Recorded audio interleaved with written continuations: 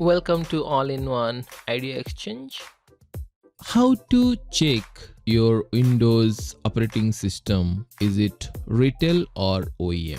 How to check that?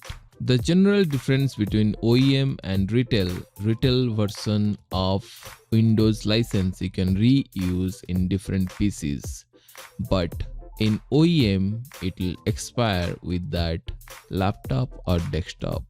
So how to check whether your PC is OEM Windows or retail Windows operating system? For that, you need to press Windows and S button and type there CMD. Now you can see the command prompt and click on that and type there this little command slmgr space / DLI. Then press enter. Here you can see my laptop is OEM version of Windows license. For you it may be retail. You can check it out.